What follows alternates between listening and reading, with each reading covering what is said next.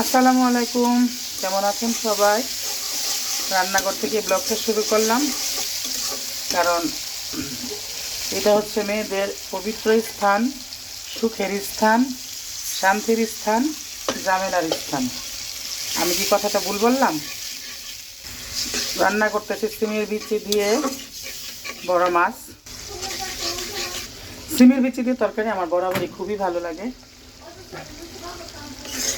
তাই হ্যাঁ, সিমের বিচি দিয়ে বড় মাছ দিয়ে রান্না করলে আসলেই ভালো লাগে। তো যাই হোক, ফ্রিজে রাখছিলাম তো সেজন্য এরকম। এখন কতক্ষণে জানি খুলে, আমি আর করলাম না, ঢেকে দিই, খুলে যাবে। তো সাথেই থাকেন শেষ পর্যন্ত আর আমাকে সহ্য করেন। তো এখানে মাছ দিয়ে দিলাম বাজার মধ্যে, আর কাঁচামরিচ দিয়ে দিলাম। সিমের বিচি দিয়ে মাছ আমার বরাবরই ভালো লাগে, আর টেস্টি হেলদি খাবার। এক একজনের মুখে এক এক ধরনের স্বাদ। যেমন আমার আম্মা খায় না সিমের বিচি দিয়ে মাছ, বাট আমার আম্মা অনেক মজা করে রান্না করে, আর জানি আমি অনেক পছন্দ করি এটা। সবচেয়ে বড় কথা হচ্ছে এটা। আর খাবারের জিনিস ট্রাই করি সব কিছুই খাওয়ার জন্য, বাট না পারলে তো কিছু করার নাই, এই হলো ব্যাপার। তো আমার মতো কার কার পছন্দ এরকম সিমের বিচি দিয়ে বড় মাছ, অবশ্যই কমেন্ট বক্সে জানাবেন। আর রান্নাটা হচ্ছে আরও বড় ব্যাপার।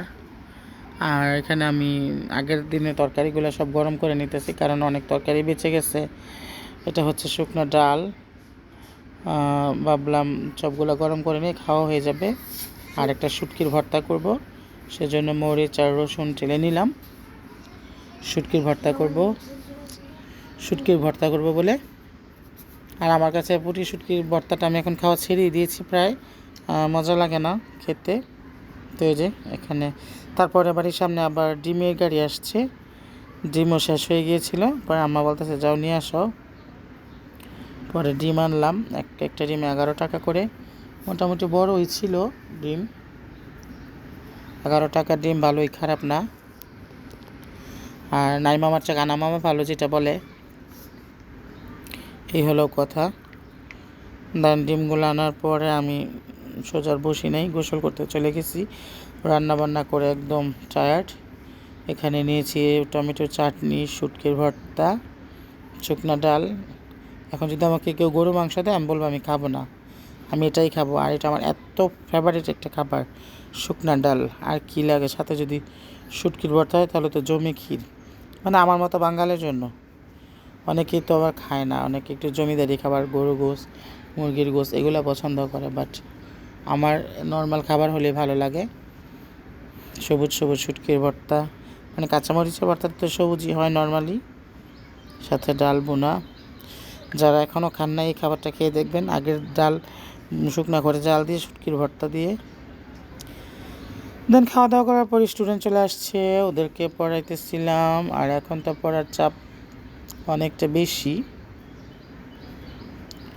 ওদের বুক লিস্ট আসছে। পরে বলতেছে আন্টি বুক লিস্ট আসছে, তো বুক লিস্ট বই কিনতে হবে।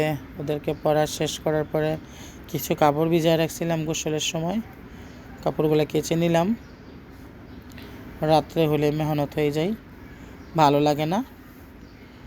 তো ভাবলাম এখন যেহেতু ফ্রি আছি কাপড়গুলো ধুয়ে নিই। আর আমি প্রতিদিন কাপড় দিনে তো আমার ভালো লাগে না, কাপড় জমায় রাখলে আমার বিরক্ত লাগে। তাই আমি সবসময় চেষ্টা করি একটু ক্লিন রাখার জন্য, ক্লিন থাকার জন্য, যাতে কেউ বলতে না পারে যে এদের বাড়িটা অসুন্দর, ময়লা, বা ওদের কাপড় চোপড়। আমি সব কিছু ক্লিন থাকার চেষ্টা করি। পরে সন্ধ্যের সময় বলতেছে বেবি মামুনি আমি কেক খাবো। তো ওই যে কেক তো না, মানে জাস্ট বানানা, তারপরে এগ, সুগার, এগুলা দিয়ে একটা ছোট ছোট বিস্কিটের মতো বানিয়ে দিলাম। তবে আমি মোবাইলে দেখছি, বাট আমার আগে কখনো খাওয়া হয় নাই, দেখাও হয় নাই, বানানো হয় নাই। বানাইছি মানে বেবিদের জন্য ঠিক আছে, বাট বেবি তো আর খাই নাই, আমাকে খেতে হয়েছে। তত একটা টেস্ট পাই নাই আমি, মানে আমার কাছে ভালো লাগে নাই। সব থেকে বড় ব্যাপার হচ্ছে এটা। আমার কাছে ভালো লাগে নাই।